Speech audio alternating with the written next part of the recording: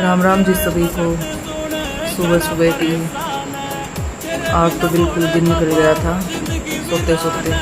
आज की मेरे शुरुआत बेटे ने गुड मॉर्निंग शुरुआत के करी रील साथ। बनाने की।